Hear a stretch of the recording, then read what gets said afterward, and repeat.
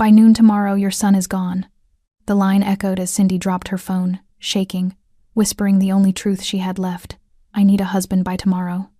She didn't know the man standing inches behind her wasn't just listening, he was deciding whether to expose his empire or let her child disappear forever. If this story pulled you in, make sure to hit that subscribe button so you never miss what's coming next. I've got another unforgettable story dropping tomorrow. And while you're here, jump into the comments and tell me where you're watching from. I love seeing our community from all around the world. All right, let's get back into it. The rain pounded violently against the windows of the roadside diner that night, isolating the small establishment from the rest of the world.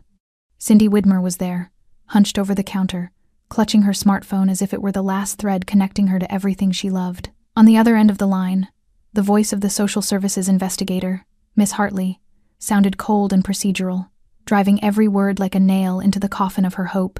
"Miss Widmer, this isn't a negotiation.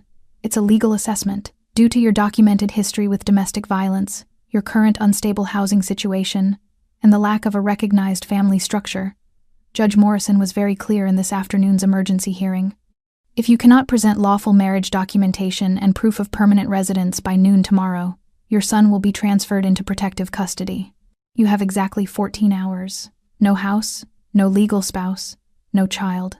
Those are the court's terms." The call ended with a dry click. Cindy slowly pulled the phone away, feeling the blood freeze in her veins. She stared at the rain-streaked windows, her reflection ghostly and fragmented in the glass. Her waitress uniform tan with short sleeves and a collar that had seen better days hung loose on her thin frame. Her brown hair, pulled back in a messy ponytail, clung to her damp forehead. She looked exhausted, hollowed out. Like someone who'd been running for so long she'd forgotten what it felt like to stop. She looked out at the dark parking lot where her 10-year-old sedan sat under the pouring rain, its back seat still stuffed with the blankets and bags they'd been living out of for the past 3 weeks. That was her home. That was the stability she had to offer her 6-year-old son. That was the future a judge was about to take away. The pain was so sharp she couldn't contain it. Cindy didn't scream in anger. She crumbled. She leaned her forehead against the cold laminate counter and began to cry, a convulsive, painful sob that shook her shoulders. The diner was nearly empty, the storm keeping most people away, and in that isolation, her desperation poured out uncensored. Between sobs, she let out the sentence that had been trapped in her throat, speaking just loud enough for the universe to hear her plea. "My God, I need a miracle. I need a husband and a house by tomorrow morning, or I'm going to lose my baby." Cindy's miracle was standing right behind her, but she didn't know it yet. The diner was quiet except for the rain, but at the booth directly behind Cindy, those words hit Romain Rueg like a physical blow to the chest. He hadn't planned to be there at all. He'd only stopped at this forgotten roadside diner to avoid a police checkpoint 2 miles up the highway, a routine maneuver for a man whose face appeared in Interpol briefings more often than family photographs. Romain sat with his back to the wall, as he always did, dressed in his signature black suit with no tie. The collar hung open, revealing the edge of intricate tattoos that climbed from his chest up his neck, dark ink that spoke of allegiances, debts paid, and wars won. More tattoos wrapped around his hands like warnings written in a language most people were too afraid to read. His dark hair was slicked back, his jawline sharp and unforgiving.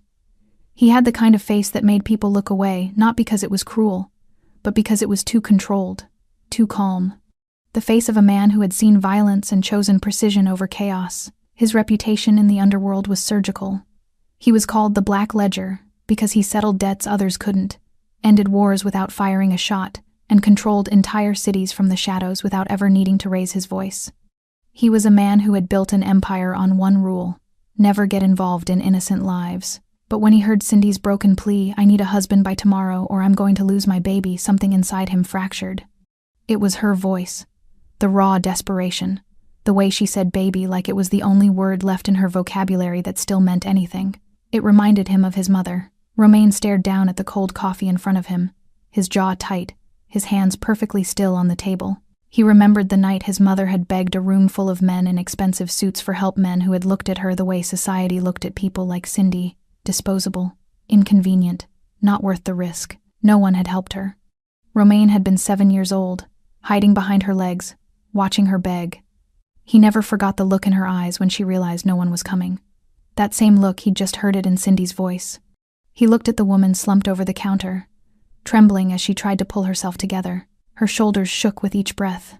She had no idea who was sitting behind her. No idea that the man watching her was someone most people crossed the street to avoid. But Romain knew exactly what was at stake. He stood slowly, his movements deliberate and calm, and walked toward the counter. His footsteps were silent despite his size. Cindy didn't notice him at first. She was too busy wiping her face with a paper napkin, trying to breathe through the panic. Then she heard his voice. Low, controlled, certain. "I can be your husband." Cindy froze. For a moment, she thought she'd imagined it, that her mind had broken under the weight of everything and conjured some kind of auditory hallucination. But when she slowly turned her head, she saw him. A man in a black suit, tattoos crawling up his neck, dark eyes that watched her with an intensity that made her breath catch, not cruel, but unflinching. Serious. He stood there, 3 feet away, hands relaxed at his sides, waiting. Cindy's first instinct was fear. Everything about him screamed danger. The tattoos, the suit, the way he stood like he owned the space around him. But his eyes, they weren't mocking her. They weren't pitying her. They were steady. "What?" Cindy whispered, her voice cracking. Romain didn't repeat himself. He simply held her gaze and waited for her to catch up. Cindy's mind raced. This had to be a joke. A cruel, sick joke from a stranger who'd overheard her breakdown and decided to. "I'm serious," Romain said quietly, as if reading her thoughts. "You need a husband by tomorrow. I can be that." Cindy stared at him, her heart pounding so hard she could feel it in her throat. And in that moment, she didn't know if she was looking at salvation or something far more dangerous. Cindy couldn't move, couldn't breathe, couldn't process what she'd just heard. The man stood there in his black suit, tattoos visible against his skin like battle scars turned into art, waiting with a patience that felt almost unnatural. He wasn't smiling, wasn't trying to reassure her.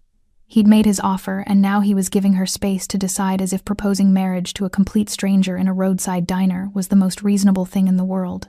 You're joking," Cindy finally managed, her voice barely above a whisper. She wiped at her face again, suddenly aware of how she must look: red eyes, streaked makeup, uniform stained with ketchup from the dinner rush hours ago. "I don't joke," Romain said simply. There was something in his tone that made her believe him. No amusement, no mockery, just flat, undeniable truth. Cindy's hands trembled as she gripped the edge of the counter. I don't even know you. You don't know me. Why would you?" She stopped, shaking her head. "This is insane." "It is," Romain agreed. He pulled out the stool next to her and sat down, moving with the kind of controlled grace that suggested every action was calculated. Up close, she could see more details: the way his tattoos disappeared beneath his collar, the faint scar along his jawline, the darkness in his eyes that spoke of things she probably didn't want to understand. But insane doesn't mean impossible. Cindy laughed, a sharp, broken sound. "You're a complete stranger who just— What? Overheard me having a breakdown and decided to rescue me? That doesn't happen. People don't do that." "Most people don't," Romain said quietly. "I'm not most people." There was no arrogance in the statement, just fact. Cindy stared at him, trying to read him, trying to understand what kind of man made an offer like this. Nothing about him made sense. The expensive suit that probably cost more than she made in 3 months. The tattoos that suggested a life she wanted nothing to do with. The way he sat perfectly still, like a predator that had learned patience was more effective than violence. "Who are you?" she asked. "Someone who can help you," Romain said. "That's all you need to know right now." "That's not an answer." "It's the only one that matters tonight." Cindy wanted to stand up, walk away, get in her car, and drive until this entire nightmare felt like a fever dream. But where would she go? Back to the motel room she could no longer afford? Back to sleeping in her car with her son curled up in blankets in the back seat, asking when they could go home? She had 14 hours. Less now. 13, maybe. Why? The word came out raw. Why would you do this for someone you don't even know? Romain was silent for a long moment. His jaw tightened almost imperceptibly, and for the first time, Cindy saw something flicker behind those controlled eyes, something that looked like pain, old and buried deep. "Because I know what happens when no one helps," he said finally. The answer hung in the air between them, heavy with meaning Cindy didn't fully understand but felt in her bones. This man had lived through something, had watched someone suffer because people looked away. "I can't pay you," Cindy said desperately. "I don't have money. I don't have anything. I'm not asking for payment. Then what do you want? Romain looked at her directly, and Cindy felt the full weight of his attention. It wasn't predatory. It was assessing, like he was measuring whether she was strong enough for what came next. Nothing, he said. You walk into that courtroom tomorrow with a marriage certificate, a permanent address, and a husband who can stand next to you when the judge asks questions. After that, you're free to leave. No strings, no obligations. It sounded too good to be true. It sounded like a trap. People don't just give things away, Cindy said. Especially not something this big. What's the catch? No catch, Romain said. Just rules. What rules? You don't ask about my work. You don't involve yourself in my business. You stay in the house I provide until the custody situation is resolved. After the court grants you custody, you decide whether you want to stay or leave. Cindy's mind spun. Stay? Why would I stay? You might feel safer there than out here, Romain said simply. But that's your choice to make, not mine. She studied his face, looking for deception, for the hidden angle that would explain why a man like this would offer salvation without demanding something in return. But all she saw was that same steady, unreadable calm. This is crazy, she whispered. Yes, I should say no. You should, Romain agreed. But you won't. Cindy's breath caught. How do you know? Because you're not afraid of me, Romain said quietly. You're afraid of losing your son. And fear is a powerful motivator when it's aimed at the right target. He was right. God help her, he was right. Cindy thought of her son 6 years old, curly brown hair, gap-toothed smile, the way he held her hand too tight whenever they had to sleep in the car. She thought of him being taken away, placed in a system that would process him like paperwork, assigned to strangers who wouldn't know that he was afraid of thunderstorms or that he needed his stuffed rabbit to fall asleep. She thought of never seeing him again. The choice wasn't really a choice at all. If I say yes, Cindy said slowly, and this is some kind of trap or trick or... It's not. How do I know that? Romain reached into his jacket slowly, so she could see his hands, and pulled out a business card. He set it on the counter between them. It was simple, elegant, just a name and a phone number. Romain Rueg. Cindy stared at the name. It sounded European, formal, expensive. You can look me up, Romain said. You can research, you can ask questions, but we don't have time for that tonight. You have 13 hours. I'm offering you 12 of them to make this work. Cindy picked up the card with shaking hands. Why are you really doing this? She asked one more time. Romain stood, buttoning his suit jacket with practiced ease. Because someone should have helped my mother, he said quietly. And no one did. He turned toward the door, then paused. I'll be outside. Take 5 minutes. Decide. And then he walked out into the rain, leaving Cindy alone with the most impossible decision of her life. Cindy sat frozen at the counter, staring at the business card in her trembling hands. The name Romain Rueg seemed to pulse under the fluorescent lights. She could see him through the rain-streaked window, standing beside a black Mercedes she hadn't noticed before, perfectly still despite the downpour soaking his shoulders. He wasn't looking at her, wasn't pressuring her. He'd given her space to choose, and somehow that made it worse. Because she'd already made her choice the moment he'd walked away. Cindy's phone buzzed on the counter, a reminder alarm she'd set earlier. 12 hours until court. Her chest tightened. In 12 hours, a judge would ask her questions she couldn't answer. Would look at her with that same clinical detachment Miss Hartley had used on the phone. Would sign papers that would take her son away, unless she walked out that door. Her hands were still shaking as she grabbed her coat threadbare, 2 winters old, and pushed through the diner's entrance into the storm. Rain immediately plastered her hair to her face, cold and punishing. Romain turned as she approached, his dark eyes finding hers through the downpour. I have conditions, Cindy said, her voice stronger than she felt. Something flickered across Romain's face. Approval, maybe, or respect. Go ahead. I want everything in writing. The marriage, the terms, the timeline. I want to know exactly what I'm agreeing to. Done. I want my own room. My son stays with me. You don't come near him without my permission. Agreed. And when this is over, when the court gives me custody, I leave. No questions asked. No guilt. No strings. Romain held her gaze for a long moment, rain running down his face, darkening his suit. No strings, he confirmed quietly. Cindy felt something inside her shift, not relief, but the terrible weight of a choice she couldn't take back. Why does this feel like I'm making a deal with the devil? Because you probably are, Romain said. And for the first time, there was something almost like dark humor in his voice. But the devil keeps his promises, Cindy. Can you say the same about the system that's trying to take your son? She couldn't. She'd seen what the system did to children like hers shuttled between homes, lost in paperwork, their trauma documented but never healed. How do we even do this? Cindy asked, exhaustion and desperation bleeding into her voice. We can't get married in 12 hours. There are licenses, waiting periods, legal. I know people, Romain interrupted calmly. He opened the passenger door of the Mercedes.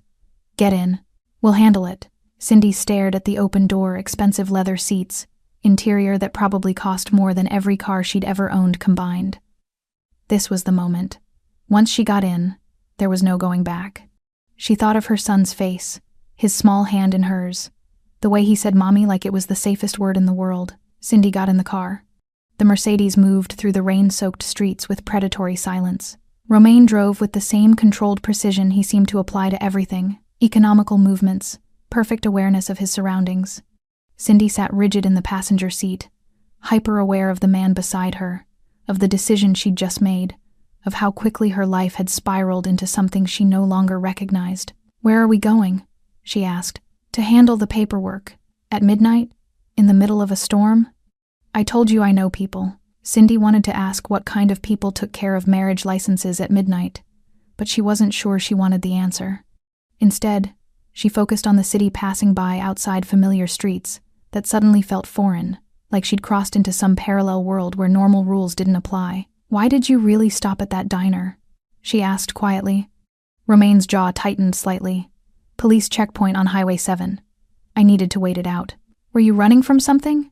I'm always running from something, Romain said. The trick is making sure it never catches you. It wasn't reassuring, but it was honest. They pulled up to an elegant townhouse in a neighborhood Cindy recognized as expensive, the kind where lawyers and doctors lived, where every house had security systems and property values that made her monthly salary look like pocket change. Romain parked and came around to open her door before she could do it herself. Who lives here? Cindy asked as they approached the entrance. Someone who owes me a favor. The door opened before Romain could knock. A middle-aged man in a expensive robe stood there, looking irritated until he saw who was on his doorstep. His expression immediately shifted to something between fear and respect. Romain, I wasn't expecting. I need a marriage license processed tonight, Romain said simply. Backdated to 2 weeks ago. Full documentation. The man's eyes widened. Tonight? That's highly irregular. The legal requirements alone can be expedited. Romain's tone didn't change, but something in it made the man step back. You've done it before, Thomas. You'll do it now. Thomas looked at Cindy, then back at Romain, clearly calculating risks she couldn't begin to understand. Finally, he nodded. Come in. This will take a few hours. Inside the townhouse, Cindy sat in a leather chair while Thomas, apparently a city clerk, with questionable ethics and obvious fear of Romain, worked at a computer, creating paperwork that should have taken weeks. Romain stood by the window, watching the street below. His posture relaxed but his attention absolute. This is illegal, isn't it? Cindy said quietly. Technically, Romain admitted without looking at her. And you're fine with that? I've done worse things for worse reasons. Cindy should have been horrified, should have walked out. But instead, she found herself asking, What happened to your mother? Romain went very still. For a long moment, Cindy thought he wouldn't answer. She needed help, he finally said, his voice soft and dangerous. She asked for it, begged for it, and every person who could have saved her chose not to get involved. They had their reasons, good reasons probably. Didn't want trouble, didn't want complications. What happened to her? She died, Romain said simply. Alone, afraid, believing no one cared enough to risk anything for her. Cindy's throat tightened. I'm sorry. Don't be sorry, Romain said, turning to face her. Be ready, because tomorrow, you're going to walk into that courtroom with me, and you're going to convince a judge that you're stable, secure, and worthy of keeping your son. Can you do that? Cindy thought about everything she'd been through. The abuse, the running, the sleeping in cars and skipping meals so her son could eat, the shame of being judged by people who'd never had to choose between pride and survival. Yes, she said firmly. Good. Romain's expression softened almost imperceptibly. Then we'll make sure you win. Thomas looked up from his computer. It's done. You're legally married as of 2 weeks ago. Congratulations. Cindy stared at the printed documents, official seals, signatures, a marriage certificate that proclaimed her Mrs. Rieg. She'd just married a man whose last name she could barely pronounce, a man who scared city officials, a man who'd admitted to doing illegal things. And somehow, for the first time in months, Cindy felt like she might actually survive tomorrow. The rain had finally stopped by the time they left Thomas's townhouse. But the city streets were still slick and dark, reflecting the orange glow of streetlights like fractured mirrors. Cindy clutched the manila envelope containing her new identity marriage certificate, proof of address, documentation that declared her a stable, married woman with a permanent home. None of it felt real. "We need to pick up your son," Romain said as he navigated the Mercedes through the empty streets. "Where is he?" Cindy's heart clenched. "My neighbor's watching him. Mrs. Deborah. She lives in the apartment building where I used to live before." She trailed off, not wanting to finish that sentence. "Before you couldn't afford rent anymore," Romain finished for her, his tone neutral, without judgment. "Yes. Address?" Cindy gave it to him, watching the neighborhoods change as they drove from expensive to moderate to the kind of area where people didn't ask too many questions and landlords accepted cash. Her old building looked sadder in the pre-dawn darkness, paint peeling, one security light flickering like it was gasping for air. "Stay in the car," Romain said. "He's my son. I'm coming." Romain really looked at her, and Cindy saw him reassessing. "All right, but let me do the talking if anyone asks questions." They climbed the stairs to the 3rd floor, the stairwell smelling of old cooking and mildew. Cindy knocked softly on Mrs. Deborah's door, aware that it was nearly 2 a.m, hoping the elderly woman wouldn't be too angry. The door opened a crack, chain still attached. Mrs. Deborah's weathered face peered through, then softened when she saw Cindy. "Oh, honey, I was so worried. Is everything—" She stopped when she noticed Romain behind Cindy, her eyes widening at the sight of the tall man in the expensive suit, with tattoos climbing his neck. "Mrs. Deborah, this is my husband, Romain," Cindy said, the words feeling foreign on her tongue. "We're here to pick up Jamie." Mrs. Deborah's eyes darted between them, confusion evident. Cindy had never mentioned a husband, had barely mentioned anything about her personal life, except that she was running from something dangerous. "Your husband?" Mrs. Deborah repeated slowly. "It's complicated," Cindy said quietly, "but I promise I'll explain everything later." "Is Jamie asleep?" Mrs. Deborah studied Romain for a long moment, the kind of assessment only a woman who'd lived through hardship could make. Whatever she saw must have satisfied some internal criteria, because she nodded slowly and opened the door. "He's in the guest room. Fell asleep around 9. Sweet boy. Didn't cry once." Cindy's eyes stung with gratitude. "Thank you. For everything." She moved past Mrs. Deborah into the small apartment, navigating by memory to the guest room. Her son Jamie lay curled under a faded quilt, his dark curly hair spread across the pillow, his stuffed rabbit clutched against his chest. He looked so small, so innocent, so unaware that his entire world had nearly collapsed tonight. Cindy knelt beside the bed, gently brushing his hair back. "Jamie, sweetheart. Time to wake up." Jamie's eyes fluttered open, confused and drowsy. Then he saw her and his face broke into a sleepy smile. "Mommy, hey baby, we're going to our new house tonight. Can you wake up for me?" Jamie rubbed his eyes and sat up, still clutching his rabbit. Then he noticed Romain standing in the doorway, tall, imposing, dressed in black. Jamie's smile faltered, his small body pressing closer to Cindy. Romain seemed to sense the child's fear. He crouched down slowly, making himself less intimidating, and spoke in a voice Cindy had never heard him use before. Softer, gentler. "Hello, Jamie. My name is Romain. I'm a friend of your mom's. We're going to go to a safe place where you can sleep in a real bed. Does that sound okay?" Jamie looked at Cindy for confirmation. She nodded, forcing a smile. "It's okay, baby. He's helping us." Jamie studied Romain with the brutal honesty only children possess. "You have drawings on your neck." "I do," Romain said simply. "Do you like to draw?" Jamie nodded. "I draw dinosaurs. Dinosaurs are impressive. Maybe you can show me your drawings sometime." It wasn't much, but it was enough to ease the fear in Jamie's eyes. Cindy helped him into his jacket and shoes, gathering the few belongings they'd brought, a backpack of clothes, the stuffed rabbit, a picture book with torn pages. Everything they owned fit in one backpack. Mrs. Deborah pressed a paper bag into Cindy's hands at the door. "Snacks for the little one. You take care, honey. And you," she looked at Romaine, "you better be what she needs, or you'll answer to me." Romaine's expression didn't change, but Cindy caught the faintest hint of respect in his eyes. "Yes, ma'am." The drive to Romaine's estate took 20 minutes, leading them away from the city into an area where properties were measured in acres rather than square feet. Jamie fell asleep again in the back seat, his head resting against Cindy's shoulder. She watched the neighborhoods change through the window from urban to suburban to something else entirely. When they turned through iron gates that opened automatically, Cindy's breath caught. The house, no. The estate rose from perfectly manicured grounds, like something from a magazine she'd never be able to afford. 3 stories of elegant architecture, stone and glass and deliberate design. Security cameras were visible but discreet. Landscape lighting illuminated paths and gardens. Everything screamed money and power and permanence. This was where she was supposed to convince a judge she lived? "This is your house," Cindy whispered as Romaine parked in a circular driveway. "Yes. It's too much. No judge will believe I live here. They'll think you married well," Romaine interrupted calmly. "Which, according to our paperwork, you did. 2 weeks ago." Before Cindy could respond, the front door opened. A man in his 50s emerged fit, alert, wearing a simple black suit. His eyes swept the car with professional assessment before settling on Romaine with clear respect. "Sir, we weren't expecting you tonight." "Circumstances changed, Bernard," Romaine said, getting out of the car. "Mrs. Ruegg and her son will be staying in the East Wing.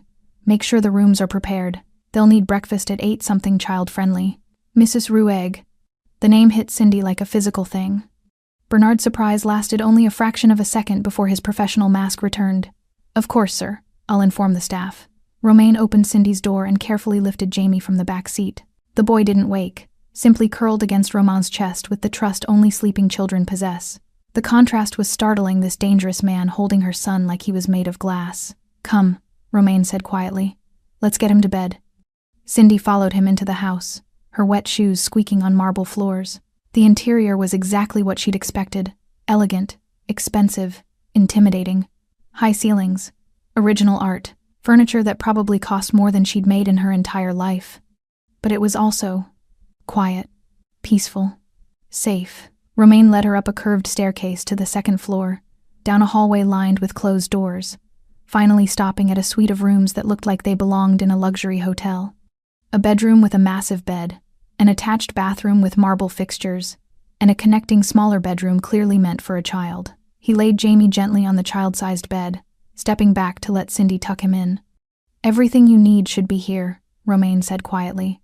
"If it's not, there's an intercom panel by the door.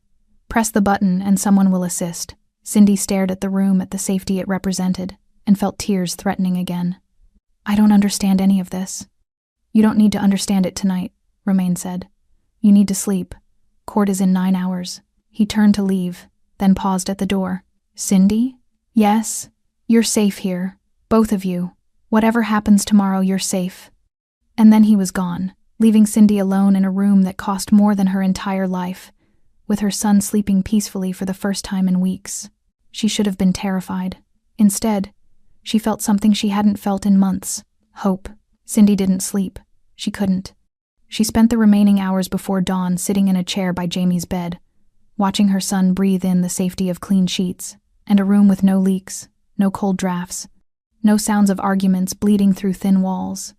Every time she closed her eyes, her mind raced through everything that could go wrong in court, every question the judge might ask, every crack in their story that could expose the truth. By the time pale morning light filtered through the curtains, Cindy felt hollowed out with exhaustion and fear. A soft knock at the door made her jump. A woman in her 40s entered, professional, kind-faced, wearing a simple gray dress. "Mrs. Ruegg? I'm Helen, the house manager. Mr. Ruegg asked me to help you prepare for court. I've brought clothing options and breakfast will be ready downstairs in 20 minutes. Mrs. Ruegg." The name still felt like wearing someone else's skin. Helen laid out several outfits on the bed: conservative dresses, tailored jackets, everything in Cindy's size. How had they known? When had they had time to? "Mr. Ruegg is very thorough," Helen said gently, as if reading her thoughts. "He wants you to feel confident today." Confident. Cindy almost laughed. She was about to walk into court with a man she'd known for less than 6 hours and convince a judge they were a stable married couple, but she showered in the marble bathroom, dressed in a navy dress that fit perfectly, and looked at herself in the mirror. The woman staring back looked different, put together, respectable, like someone who had her life under control. She looked like a lie. Downstairs, the dining room was brighter than she'd expected, floor-to-ceiling windows overlooking manicured gardens, a table that could seat 12 but was set for 3. Jamie was already there, sitting next to Romaine, eating pancakes, shaped like dinosaurs. The sight stopped Cindy in the doorway. Romaine was still in his black suit, a different one, she realized, freshly pressed, but he was leaning slightly toward Jamie, listening as her son explained something with animated hand gestures. The dangerous man from last night looked almost normal. "Mommy," Jamie spotted her, and his face lit up. "Look, they made T-Rex pancakes, and Mr. Romaine says there's a library with books about real dinosaurs." "That's wonderful, baby," Cindy said, moving to the table on shaking legs. Romaine stood as she approached, a small gesture of old-fashioned courtesy that felt strangely intimate. "Did you sleep?" he asked quietly. "No. Neither did I." He pulled out her chair. "Eat. You'll need your strength." Cindy sat, accepting coffee from a staff member who appeared and disappeared like a ghost. She forced herself to eat toast she couldn't taste, drinking coffee that did nothing to settle her nerves. "Court is at noon," Romaine said, his voice low enough that Jamie wouldn't hear. "My lawyers will meet us there at 11:30. They'll brief you on what to expect." "Your lawyers," Cindy repeated. "How many do you have?" "Enough." Before she could press further, Bernard appeared in the doorway, his expression tight with concern. "Sir, we have a situation." Romaine's entire demeanor shifted, the casual breakfast companion disappearing, replaced by something harder, more dangerous. "What kind of situation?" Bernard glanced at Jamie, then at Cindy. "Perhaps we should discuss this privately." "No," Cindy said, surprising herself. "If this affects Jamie, I need to know." Romaine studied her for a moment, then nodded to Bernard. "Report. There's been unusual activity this morning. 3 separate surveillance sweeps of the property perimeter, different vehicles but coordinated timing, and..." Bernard hesitated. "There's media presence at the courthouse. Significantly more than normal for a custody hearing." Cindy's blood ran cold. "Media? How would they know about..." "Someone leaked it," Romaine said, his voice dangerously calm. "Someone wants this public. But why? Who would?" Cindy stopped as realization hit. Derek. Her ex-partner. The man she'd been running from. The corporate witness protected by the state. Living in luxury while she'd been sleeping in her car. "He's seen the paperwork," Cindy whispered. "The marriage certificate. He knows I'm connected to you now." Romaine's jaw tightened. What exactly does he have to gain from exposing this? Cindy's hands trembled around her coffee cup. Revenge. Control. He swore I'd never escape him. "If he can't have me, he'll destroy any chance I have at stability. And if he's connected you to me..." She looked up at Romaine, fear coursing through her. "He'll use you to prove I'm unfit, that I'm still involved with dangerous people." "I am dangerous," Romaine said simply. "But not to you, not to your son. The judge won't see it that way. If Derek's lawyers present evidence that you're..." She couldn't even say it. Couldn't voice what she suspected about Romaine's real work. Bernard cleared his throat. "There's more, sir. We've intercepted communications suggesting rival interests have taken notice of your change in status." "Which interests?" "The Kovach family. The Eastern Syndicate. They're questioning why the Black Ledger suddenly has a wife and child. Some are seeing it as a vulnerability." Jamie continued eating his dinosaur pancakes, oblivious to the adult conversation happening above his head. But Cindy heard every word, felt every implication like a knife. "I've made you a target," she whispered. "No," Romaine said firmly. "You've given them something to miscalculate. There's a difference. How can you be so calm? They could use this against us in court. They could try," Romaine interrupted, his eyes meeting hers with absolute certainty. "Let them." Bernard shifted uncomfortably. "Sir, perhaps we should postpone the hearing. Give ourselves time to control the narrative." "No," Cindy said immediately. "We can't postpone. If we don't show up today, I lose Jamie automatically. The judge ruled it has to be today." "Then we go today," Romaine said. "Bernard, increase security. I want a full detail at the courthouse." And contact Mitchell, tell him to prepare for aggressive opposition. Sir, if the media connects you to organized, they won't prove anything they can't already prove, Romaine said coldly. I've been careful. My legal exposure is minimal. What they'll find is a businessman who stepped away from questionable associations months ago. That's the story. That's what the records will show. Because you planned this, Cindy said slowly. You've been preparing to go legitimate. I've been preparing for a lot of things, Romaine admitted. This just accelerated the timeline. A phone rang Bernard's. He answered, listened, his face darkening. Understood. He ended the call and looked at Romaine. Derek Mitchell, Cindy's ex-partner, just gave an interview to the Morning News. He's claiming you're a known criminal, and that Cindy married you to hide assets and maintain dangerous connections. Cindy felt the room spin. No. He's also requesting emergency custody, Bernard continued. His lawyers are arguing that the child is now in immediate danger due to exposure to criminal elements. Jamie looked up from his pancakes, sensing the tension. Mommy, are you okay? Cindy forced a smile, her face feeling like plastic. I'm fine, baby. Finish your breakfast. But she wasn't fine. Everything was collapsing. Derek had found her weak point and was exploiting it perfectly. By connecting her to Romaine, he'd turned her salvation into her damnation. Romaine stood, his movements controlled but radiating barely contained fury. Bernard, get Mitchell on the phone. Now. Sir, your lawyers would advise against direct contact. Now. Within 2 minutes, Bernard handed Romaine a phone. Cindy watched as Romaine's expression went perfectly, terrifyingly blank. Mitchell, this is Romaine Rieg. A pause. Yes, that Rueg. I'm calling about the interview you gave this morning, the one where you made claims about my wife. Cindy could hear raised voice on the other end, Derek's voice aggressive and smug. Romaine's response was ice. I'm going to say this once. Drop your custody claim, drop your media campaign, walk away. Because if you continue this path, I will dedicate considerable resources to ensuring every illegal thing you've ever done, every corner you've cut, every lie you've told your handlers becomes public record. Your protection only extends as far as your usefulness. Make yourself more trouble than you're worth, and they'll feed you to the wolves themselves. Silence on the other end. That's what I thought, Romaine said quietly. See you in court. He ended the call and handed the phone back to Bernard. When he looked at Cindy, his eyes were still hard, but his voice softened slightly. This isn't over, but neither are we.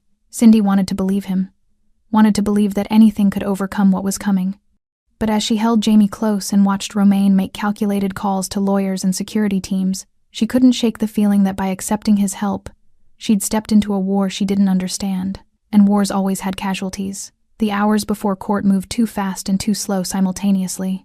Cindy found herself in Romaine's private office, a room of dark wood and floor-to-ceiling bookshelves sitting across from 2 lawyers who looked like they billed by the minute.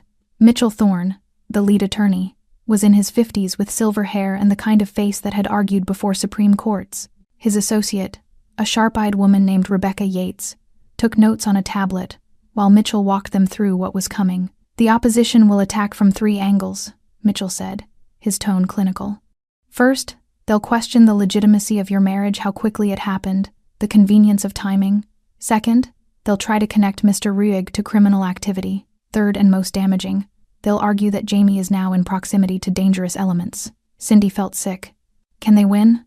They can try, Mitchell said. Our job is to ensure they fail, which means you two need to be flawless. The judge will be watching every interaction, every response. You need to convince her that this marriage, while sudden, is genuine. How do we do that? Cindy asked.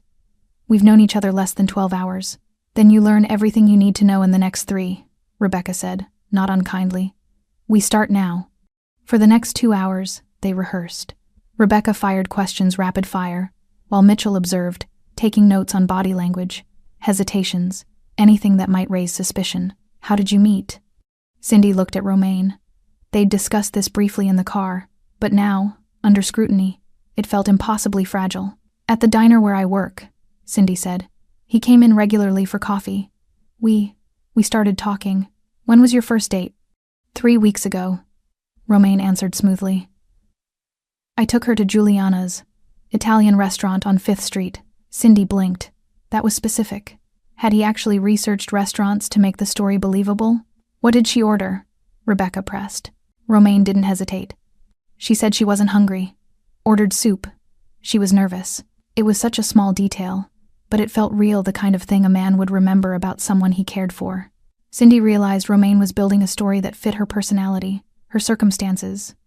A woman too anxious to eat on a first date with a man who clearly had money. "Why did you marry so quickly?" Mitchell asked. "Because when you know, you know," Romaine said simply. And Cindy needed stability. "I could provide it."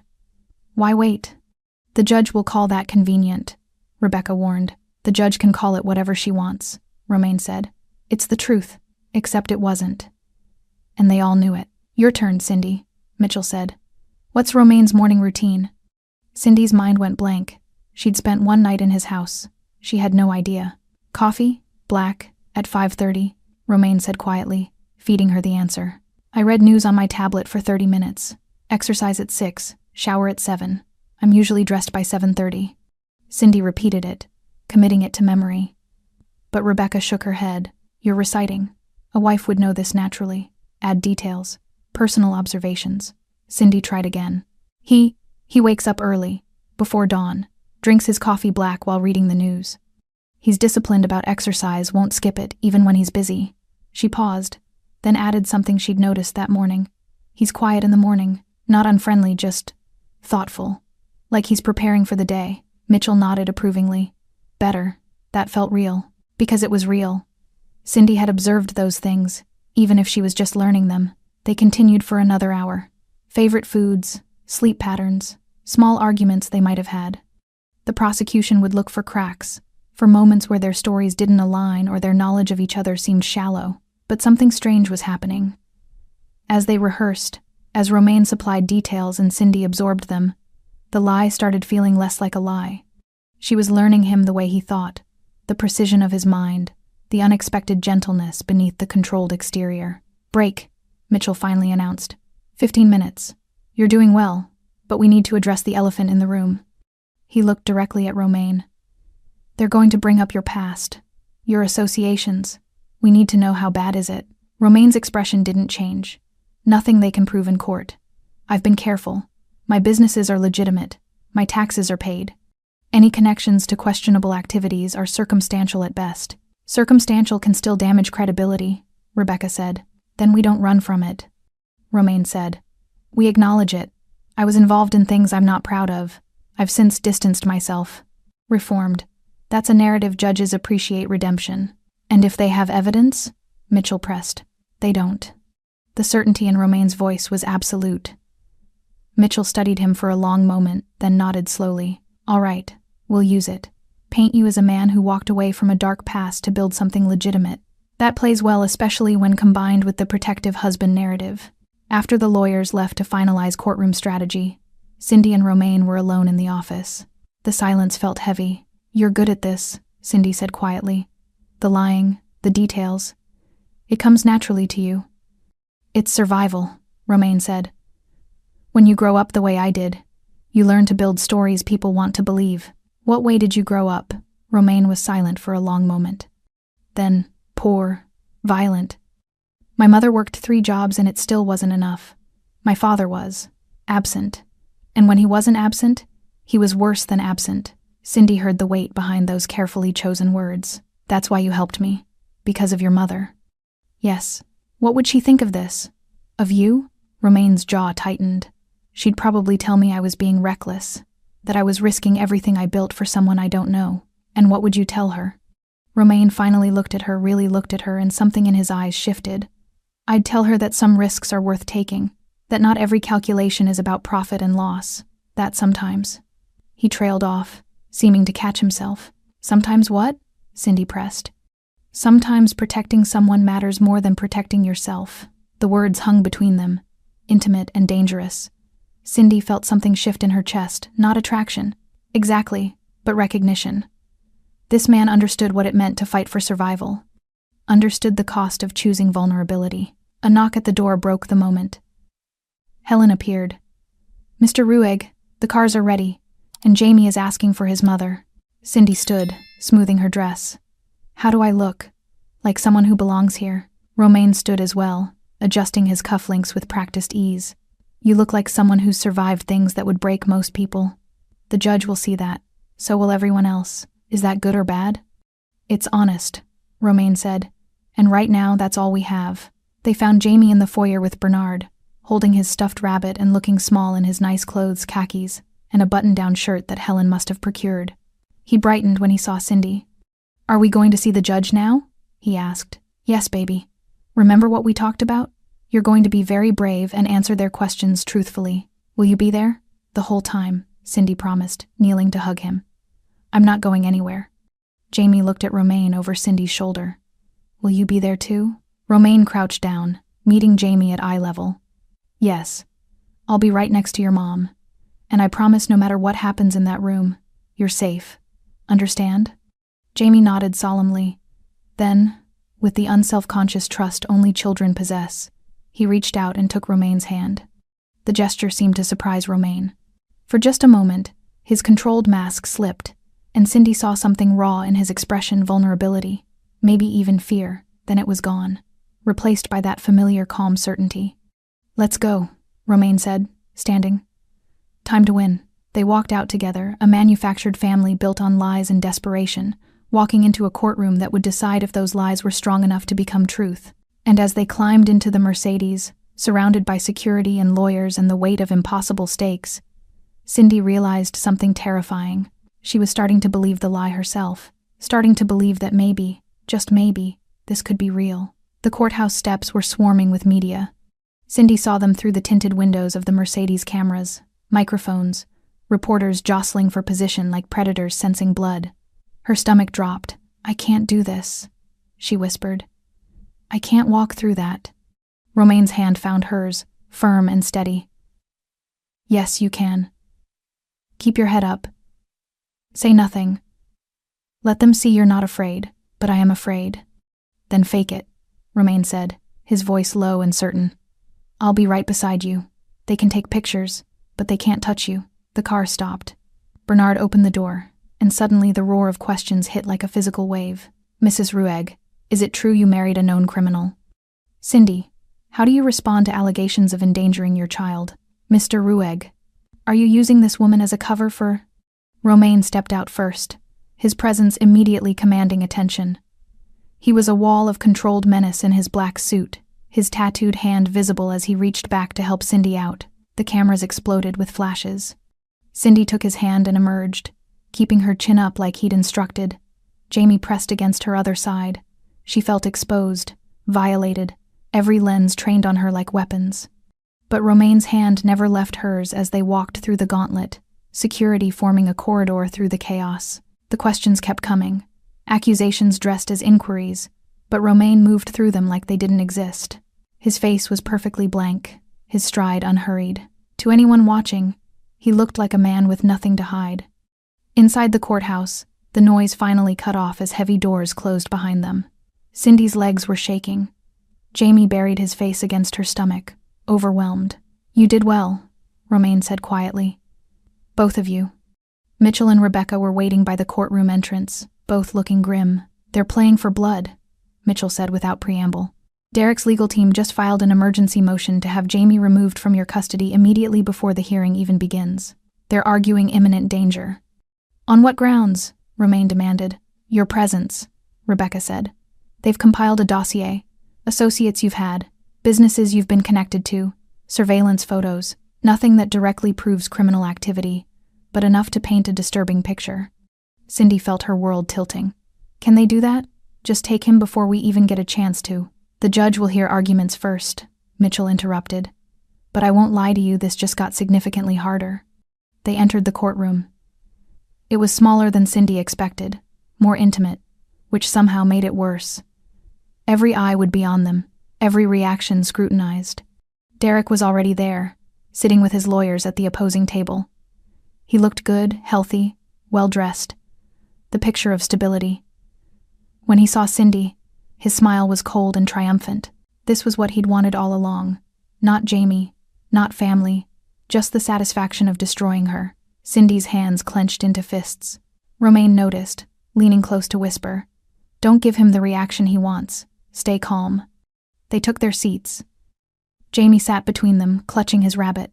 A social worker appeared, Miss Hartley, the same cold voice from the phone, and took Jamie to a separate waiting area where he'd stay during the proceedings. Mommy? Jamie's voice was small, frightened. I'll come get you soon, baby, I promise. The door closed behind him, and Cindy felt like her heart was being torn from her chest. Romaine's hand found hers again under the table, hidden from view. The gesture was small but anchoring. All rise. Judge Morrison entered, a woman in her 60s with steel-gray hair and sharp eyes that missed nothing. She surveyed the courtroom with the expression of someone who'd seen every manipulation, every lie, every desperate gambit. Be seated. Her voice was firm, brooking no nonsense. Let's be clear about what we're doing here. This is an emergency custody hearing regarding the minor child, Jamie Widmer. I've reviewed the initial filings, and I'm disturbed by several aspects of this case. Cindy's heart hammered. Already it was going badly. Judge Morrison continued. Miss Widmer, or should I say Mrs. Ruegg, you presented yourself yesterday as a single mother in unstable housing. Today you appear with a husband, a marriage certificate dated 2 weeks ago, and residence at one of the most expensive estates in the county. The timing is, to put it mildly, suspicious. Mitchell stood. Your Honor, if I may. You may not. Sit down, counselor. I'm not finished. The judge's eyes fixed on Romaine. Mr. Rigg, your reputation precedes you. While I cannot speak to allegations that have never resulted in charges, I can say that your sudden involvement in this case raises serious questions about the environment this child would be entering. Derek's lawyer, a shark in an expensive suit named Harrison Webb, stood smoothly. Your Honor, if I may present our evidence regarding Mr. Ruegg's associations. You may, Judge Morrison said. What followed was a systematic assassination. Webb presented surveillance photos, Romaine meeting with known figures from organized crime families, financial records showing money moving through complex corporate structures, testimony from law enforcement officials describing Romaine as a person of interest in multiple ongoing investigations. None of it was proof, but all of it was damning. Cindy watched Romaine's face remain perfectly controlled, but she could feel the tension in his hand. This was worse than they'd expected. Webb was building a narrative that painted Romaine as exactly what he'd spent years becoming, a criminal power broker who operated in shadows. Your Honor, Webb concluded, we're not asking this court to prove Mr. Ruegg guilty of any crime. We're simply asking, is this the environment for a 6-year-old child? A home surrounded by armed security, surveillance, and a man whose associations are, at best, questionable? He turned to Cindy, and his expression shifted to something almost pitying. Miss Widmer, we understand you were desperate, but desperation led you to make a dangerous choice. Our client, Mr.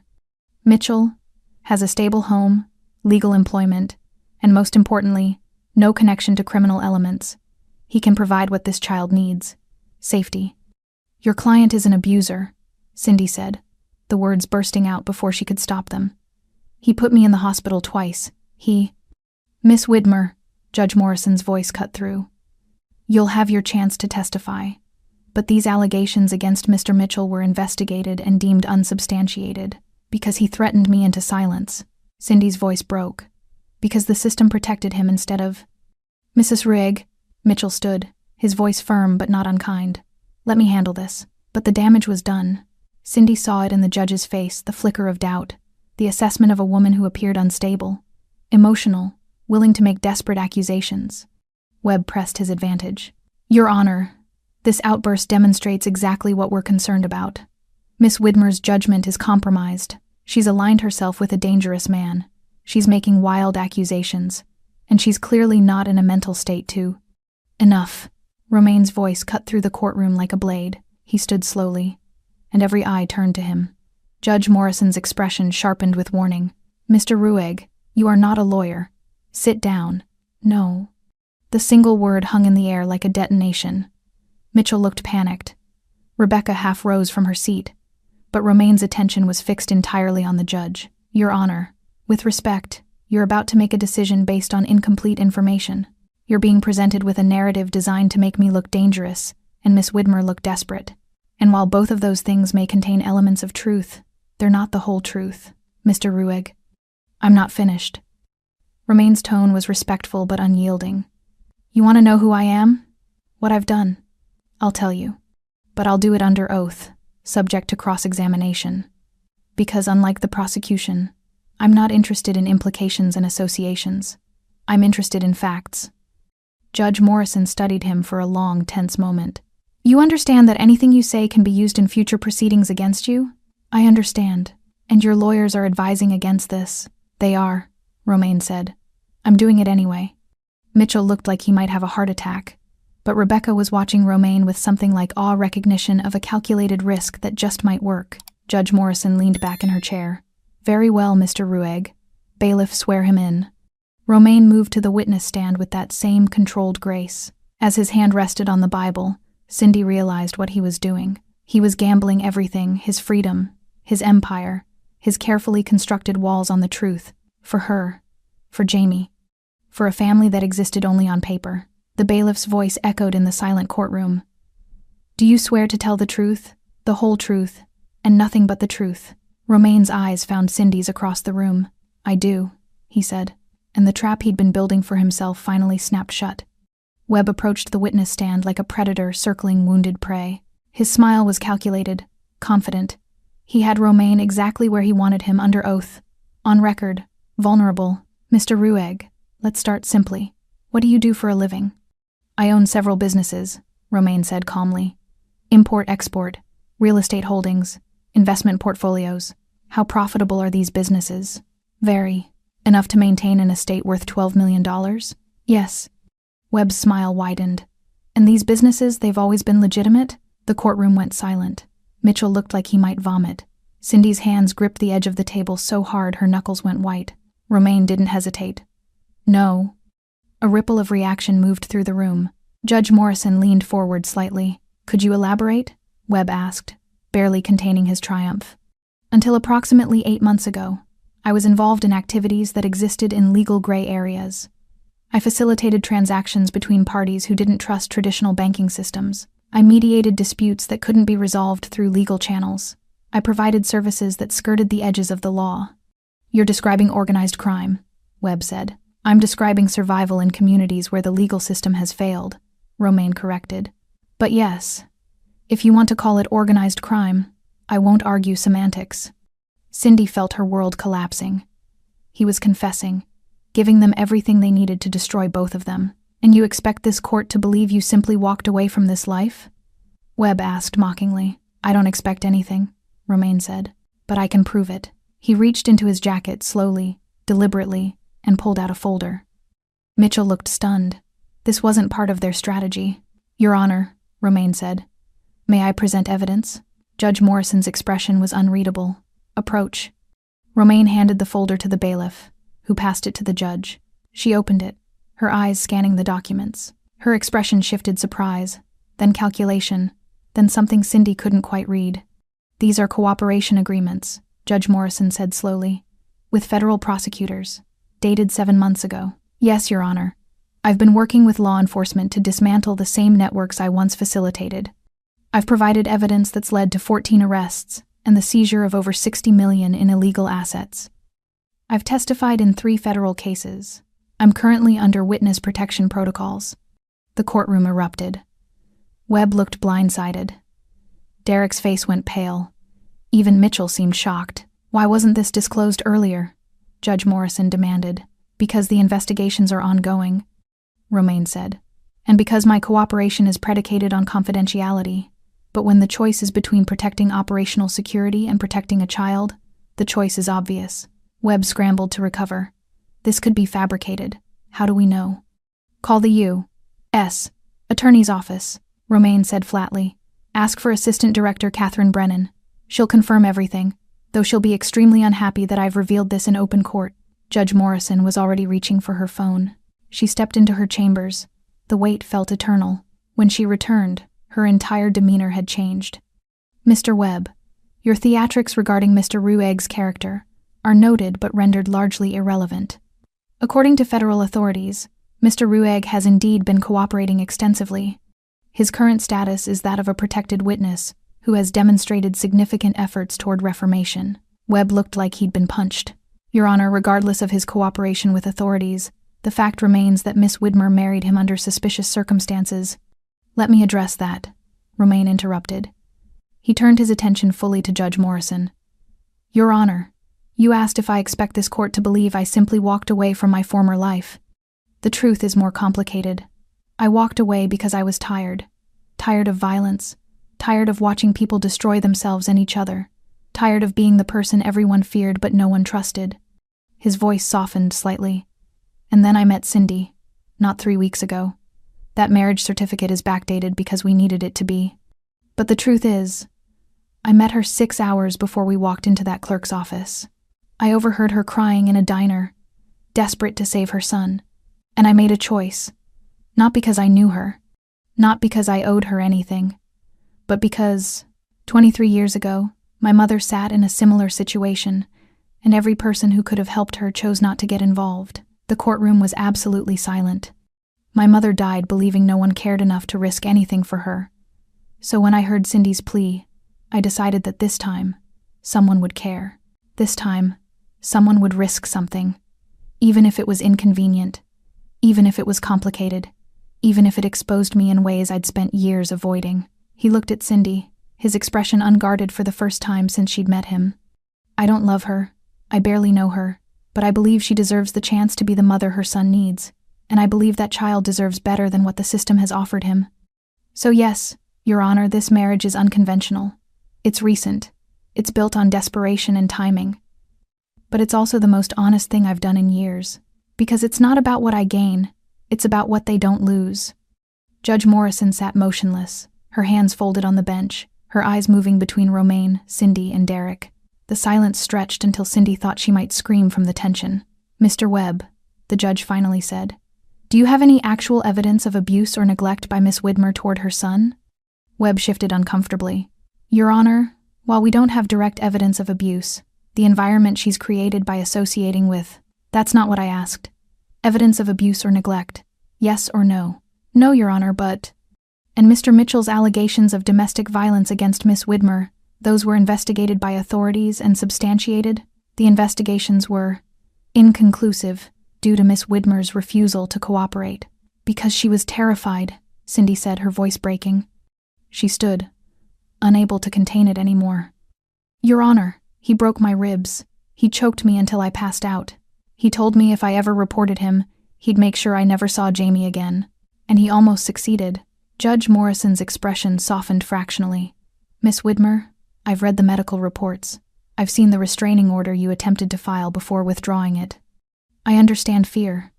What I need to understand is whether you're capable of making sound decisions for your child's welfare now. I am, Cindy said firmly. Marrying Romaine might look desperate to you, but it was the sanest decision I've made in years. Because for the first time, someone stood between me and the people trying to destroy me. Someone said, no, this stops here. That's not instability, Your Honor. That's strength. Derek's lawyer tried again. Your Honor, even if we accept Mr. Ruig's reformation, the marriage is clearly a legal maneuver. Of course it is, Judge Morrison said dryly. So is Mr. Mitchell's sudden interest in custody after years of absence. Let's not pretend this courtroom is filled with pure motives. She looked at Derek directly. Mr. Mitchell, when was the last time you saw your son before this custody filing? Derek's jaw tightened. I was in protective custody. I couldn't. That's not what I asked. 18 months, Your Honor. 18 months. And in that time, how many letters did you send him? Phone calls? Video chats? Silence. None, Derek finally admitted. But I was protecting him by staying away. From what? His mother? The woman raising him alone while you enjoyed federal protection and a comfortable living situation? Judge Morrison's voice had an edge now. Mr. Mitchell, I don't doubt you've contributed valuable testimony in your cases, but let's be honest about what this custody claim represents. This isn't about your son's welfare. This is about control over Miss Widmer. Your Honor, I object to this characterization. Objection noted and overruled. I've been a family court judge for 19 years, Mr. Webb. I know vindictive custody battles when I see them. She turned back to Cindy and Romaine. That said, Miss Widmer, your situation is highly irregular. This marriage is days old. Your husband, regardless of his cooperation with authorities, comes from a world most people can't comprehend. Can you honestly tell me you understand what you've gotten yourself and your son into? Cindy looked at Romaine. He met her eyes, and she saw everything he'd risked laid bare. His secrets, his past, His carefully constructed life, all of it exposed in this courtroom because he'd chosen to stand beside her. "No, Your Honor," Cindy said honestly. "I don't fully understand his world. I probably never will. But I understand that he kept his promises. He said he'd give me a house, he did. He said he'd stand beside me in court, he's here. He said Jamie would be safe, and for the first time in months, my son slept through the night without nightmares. I can't predict the future, but I can tell you that right now, this moment, I trust him more than I trust the system that almost separated me from my child." Judge Morrison was quiet for a long moment. Then she picked up her gavel. "I'm going to make a ruling that will likely be appealed, but based on the evidence before me, and more importantly, based on 19 years of watching parents fight over children like property, here's what I see. I see a mother who has survived domestic violence and poverty while keeping her child safe. I see a man with a complicated past who has taken concrete steps toward reformation. And I see a vindictive ex-partner using the legal system as a weapon." She looked directly at Cindy. "Miss Widmer, custody remains with you. Full legal custody. Mr. Mitchell, you'll have supervised visitation rights, pending completion of a family counseling assessment. This court recognizes your marriage to Mr. Rueg as legal and binding." Cindy couldn't breathe, couldn't process. "However," Judge Morrison continued, "I'm ordering a 6-month review. Social services will conduct regular home visits. If at any point I believe Jamie is in danger, I will not hesitate to revisit this decision. Mr. Rueg, your cooperation with authorities works in your favor today. Don't make me regret giving you this chance." "You won't, Your Honor," Romaine said quietly. The gavel came down. "This hearing is adjourned." The courtroom cleared slowly, but Cindy couldn't move. She sat frozen in her chair, staring at her hands, trying to process what had just happened. They'd won. Jamie was hers. The nightmare was over. Except it wasn't over. Not really. Romaine stood beside her, silent and watchful as reporters shouted questions from the hallway, as Derek stormed out with his lawyers, as Mitchell and Rebecca packed their briefcases with barely concealed relief. "Cindy," Romaine said quietly, "we need to get Jamie." "Right. Jamie." Her son was waiting in a room down the hall, probably terrified, probably convinced he was about to be taken away. Cindy stood on shaking legs and followed Romaine through a side door that bypassed the media circus. The moment Jamie saw her, he ran. Cindy dropped to her knees and caught him, holding him so tight she thought her chest might crack open. He was crying, his small body trembling, and she realized she was crying too. "It's okay, baby. You're staying with me. We're going home." "Forever?" Jamie's voice was muffled against her shoulder. "Forever," Cindy promised. She felt Romaine's presence behind them, steady, protective, but keeping his distance, giving them this moment. When she finally looked up, she saw something in his face she hadn't seen before. Not quite vulnerability, but something close. Like watching them had reminded him of something he'd lost or never had. The drive back to the estate was quiet. Jamie fell asleep in the back seat almost immediately, exhausted from stress. Cindy watched the city pass by, feeling untethered. Everything had changed in less than 24 hours, and she didn't know how to exist in this new reality. "You didn't have to do that," she said finally. "Expose yourself like that. Risk everything." "Yes, I did," Romaine said simply. "Why?" He was quiet for a long time. "Because some things matter more than protection, more than secrets. You asked me in the diner why I was doing this, and I told you about my mother, but that's not the whole truth." Cindy waited. "The truth is," Romaine continued, his voice low, "I've spent 15 years building walls, becoming untouchable, making sure I never needed anyone and no one could hurt me. And somewhere in all that protection, I forgot what it felt like to actually stand for something. To risk something for a reason that wasn't calculated or strategic." He glanced at her briefly before returning his eyes to the road. "You reminded me, not because you asked for it, but because you were drowning and still fighting, still choosing your son over safety, over comfort, over everything. That kind of courage deserves to be answered." Cindy's throat tightened. "I'm not courageous. I was terrified." "Courage isn't the absence of fear," Romaine said. "It's doing what's necessary despite it." Back at the estate, Helen had prepared lunch, but none of them were hungry. Jamie wanted to see the library Romaine had mentioned, so they walked through the house together, this strange manufactured family trying to figure out what they were to each other. Romaine showed Jamie the shelves of books, pulling down volumes about dinosaurs and prehistoric life. He spoke to her son with unexpected patience, answering questions, never talking down to him. And Jamie, who'd been so afraid of strangers, so traumatized by instability, slowly began to relax. Cindy watched from the doorway, her heart doing something complicated in her chest. This wasn't supposed to happen. This was supposed to be transactional, temporary. A legal arrangement that would end when the dust settled. But watching Romaine explain the difference between Cretaceous and Jurassic periods to her 6-year-old son, she realized something terrifying. She didn't want it to end. That evening, after Jamie was asleep in his room, not a car, not a motel, his actual room, Cindy found Romaine on the terrace overlooking the gardens. The rain had finally stopped, leaving everything clean and sharp. "I need to know what happens now," Cindy said, joining him at the railing. "What do you want to happen?" Romaine asked. "That's not fair. You made the offer. You set the terms. I leave when this is over, remember?" "I remember. So when is it over? When does the arrangement end?" Romaine turned to face her fully. In the fading light, his features were softer, less guarded. "It ends when you want it to. Not a day before, not a day after." Cindy's breath caught. "That's not what we agreed." "We agreed you could leave whenever you wanted," Romaine corrected. "We never said you had to." The implication hung between them, heavy, dangerous, full of possibilities neither of them had planned for. "I don't know how to do this," Cindy whispered. "I don't know how to be married to someone I barely know. Someone whose world terrifies me. Someone who what? Someone who makes me feel safer than I've ever felt in my life, and I don't understand why." Romaine's expression shifted, something vulnerable breaking through. "I don't have easy answers, Cindy. I can't promise you normal. I can't promise you simple. But I can promise you this. You and Jamie are under my protection. Not as property, not as obligation, as choice. My choice. And that means something in my world. It means no one touches you, no one threatens you. No one makes you afraid again." "And if I choose to stay?" Cindy asked, her voice barely audible. "What then?" Romaine reached out slowly, giving her time to pull away, and brushed a strand of hair from her face. The gesture was gentle, almost reverent. "Then we figure it out," he said quietly. "Together. One day at a time.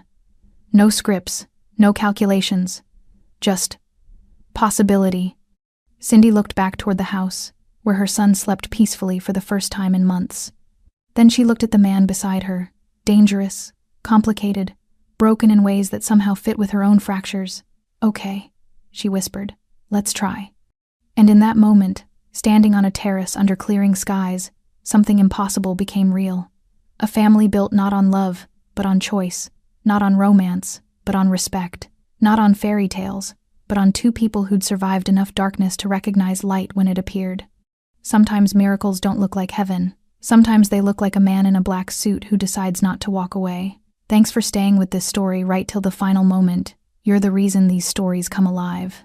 If you're ready for another powerful journey, just tap the next video on your screen. And before you go, leave a quick comment and rate this story from 1 to 10. I'm excited to see your thoughts and connect with you down there.